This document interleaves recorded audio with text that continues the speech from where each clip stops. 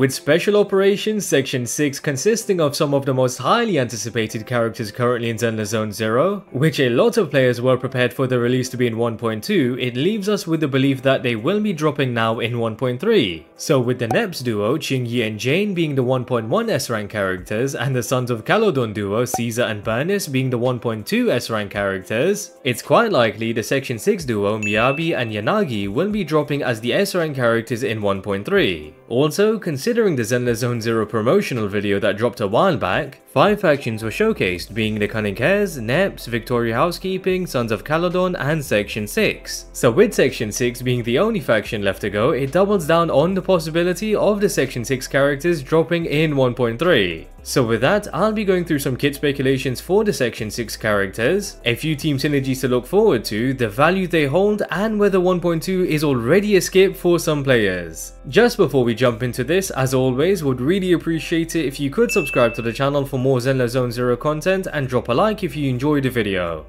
Now regarding the Section 6 squad, we have Miyabi being the character a lot of players are looking forward to the most after seeing her amazing intro to the story, then Yanagi being the second in command of Section 6 and would also be known for her massive assets, Harumasa, or better known as Child Mark II, and finally Sokaku, which is in the game already. So as for the S-rank characters, they are likely going to be Miyabi and Yanagi, with Harumasa being the A-rank character to be featured on one of their banners. Now with Miyabi specifically, she was playable during the first beta test of ZenlessZoneZero and was an ice type attacker. However, given the beta test was roughly 2 years ago, there's definitely a few things that would have changed with Miyabi, especially since we have already received an ice type attacker being Ellen, which is a powerhouse of a DPS, and considering she was the first banner character to drop, a lot of players have likely pulled her. So it would be fair to assume that Miyabi will no longer be an ice type attacker, but instead might be an ice type anomaly DPS character. An ice type anomaly DPS role for Miyabi would just make the most sense, and it would avoid a clash between Miyabi and Ellen. So players with Ellen wouldn't feel as if they wasted their pulls when Miyabi drops, as she would likely be a better main DPS. Also, with anomaly DPS characters, I do believe they are more resistant to power creep than crit-based DPS characters, since they have access to triggering anomalies much quicker, along with dealing a good amount of DPS through their abilities. So a character like Miyabi that is a clear fan favorite will be better off as an anomaly DPS, since she would then have a lot more longevity. So along with every anomaly DPS character, Miyabi will definitely hold a ton of value and will be someone to definitely look out for to pick up for your account. In regards to a few team synergies with Miyabi, if she does end up becoming an ice type anomaly DPS, naturally she would synergize with every other anomaly DPS character. So that would include characters such as Grace, Piper, Jane Doe, and Bernice that should have dropped by then.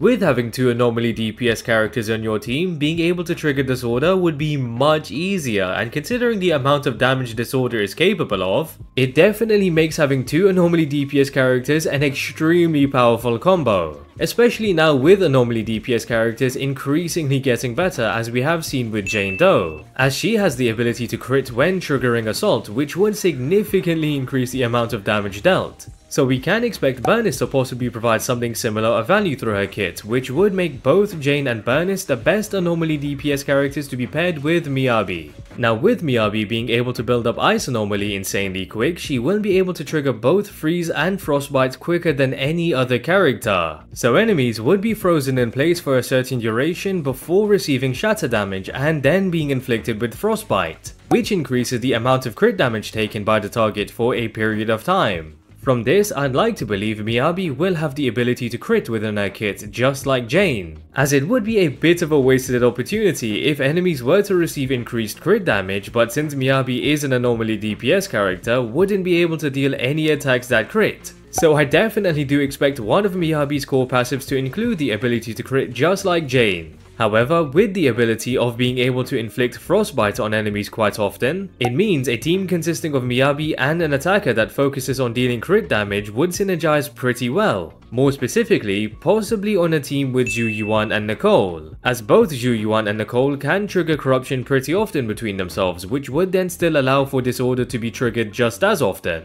Also, with Miyabi inflicting frostbites, it would allow Yuan to deal even more burst damage. Everything tied together with the fact that Nicole defense treads and crowd controls enemies, you would have a fun and solid team on your hands. Alternatively, and it might be slightly more favoured, would be Miyabi alongside Ellen and either Lycan or Sokaku. The team wouldn't be able to trigger disorder like the Yuan and Nicole team, but the Mono Ice team would synergize well enough together to be able to deal a ton of damage either way. Especially with Lycan being able to increase the stun damage multiplier by 35% to enable much more burst damage, along with the ability to reduce ice damage resistance by 25% for 30 seconds. So Lycan would be stunning enemies and will enable both Ellen and Miyabi to deal a ton of burst damage. With Sokaku, she would provide a massive 1000 flat attack buff and will also increase the squad's ice damage by 20%. So both Miyabi and Ellen would utilize Sokaku's buffs and would be able to deal a ton of additional damage. So Miyabi has a few strong team synergies, and due to her role as an anomaly DPS, she would naturally have much more team flexibility, which just indicates the sort of value she holds at launch and later down the line. Now moving on to the next section 6 character Yanagi, we already do know her attribute to be electric, as through a quest in the HoLoZero mode she assists you on the battlefield and is seen to be dealing electric damage. So just taking her design into consideration along with the current state of electric characters, it would be fair to assume Yanagi will be an electric attack type character, given we are yet to receive our first S rank electric attacker, so it would just make sense. Taking a look at our current limited attackers being Yuan and Ellen, we would definitely be able to expect Yanagi to deal some insane damage and likely will be the strongest attacker in the game, as she is being released much later, which would instantly make her an insanely valuable character. As for Yanagi's team synergies, given her potential role and attribute, the Mono Electric team would definitely be a go-to comp, and since there's a bunch of electric characters, there will be a few combinations for the Mono Electric team. But due to the amount of value Changli holds, she will definitely be someone you would want to keep on the team, since she is able to increase the stun damage multiplier by 60%, and when there is another attacker on the team or a character from the same faction, Chingi's basic attacks will deal 20% more days along with receiving an attack buff of up to 600 flat attack. So Yanagi would be able to trigger Chingi's second core passive and would benefit massively from the insane stun damage multiplier increase. As for the third slot, you could have Rina, which takes up hardly any field time, and with her core passives, she provides a pen ratio buff to the team along with increasing the duration of shock on enemies by 3 seconds and will increase electric damage dealt from the team by 10%. So taking up hardly any field time and having a few valuable buffs would make Rina a solid option.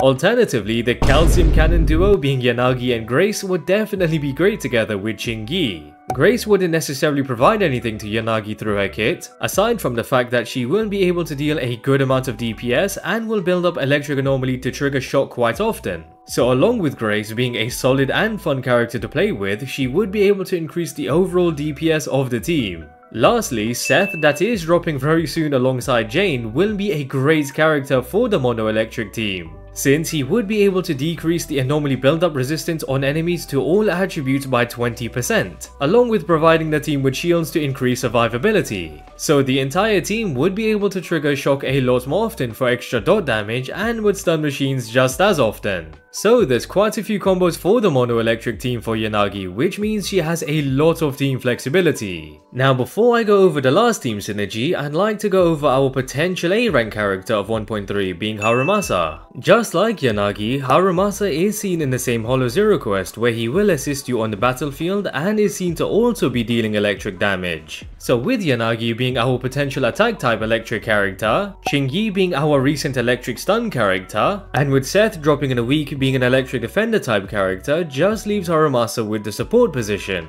Also, he is a bow character which doubles down on him being a supporter, but he is seen to pull apart the bow into 2 daggers similar to Chad from Genshin, which may mean he could be another DPS character or he is capable of dealing considerable damage alongside providing buffs. However, if Harumasa is an electric support character, he would clash with our S-rank electric support character being Rina. But his kit could consist of providing a few different buffs to Rina, such as a massive flat attack buff similar to Sokaku, along with a buff in either crit rate or crit damage and possibly the generic electric damage increase. So especially with the fact that Rina's pen buff is good but not the greatest, Harumasa would definitely hold his own value if he is able to provide alternative buffs. So with that, the Section 6 team would definitely be a team with a ton of potential. Since Yanagi and Harumasa both being electric type characters will be able to trigger shock between themselves, and Miyabi will trigger freeze and frostbite, which would then trigger disorder and allow both Yanagi and Miyabi to take advantage of the increased crit damage taken by enemies. However, considering all three characters will possibly drop in the same version, it will be slightly difficult to form this team, but if you are able to, it likely will be a busted and fun team to play with.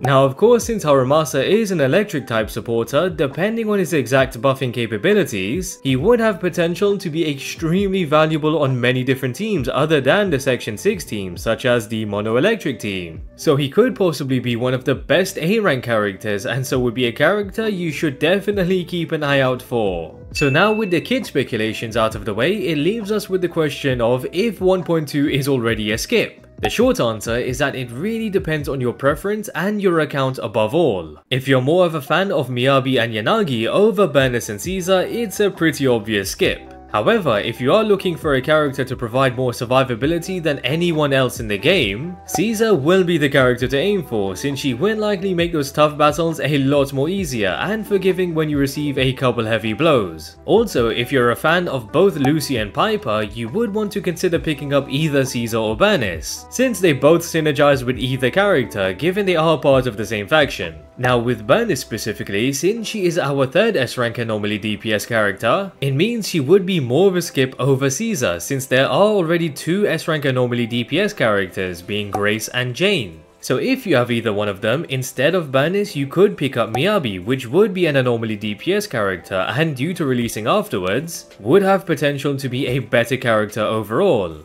Additionally, if you have a bunch of electric characters on your account, and especially Changli, Yanagi would possibly provide more value as she would synergize with many electric characters and has potential to be completely busted alongside Changli. The same would apply for the Mono Ice team and Miyabi, since she would seem like a great fit and would be a great character overall. So again, it really just depends on your account and your preference in characters you enjoy playing with. Overall, I'm almost certain Section 6 will be dropping in 1.3, so for players that are keen on picking them up, as hard as it is to save in Zenless as every character looks like a must pull, I would advise to just be a bit cautious with your pulls. And with that, I hope you guys enjoyed the video. Would really appreciate it if you could subscribe to the channel for more ZenlessZoneZero content, and if you enjoyed the video, drop a like. Also drop a comment down below on whether you are looking forward to the Section 6 characters, and if so, who are you more eager to pull for? And yeah, hope to catch you guys later.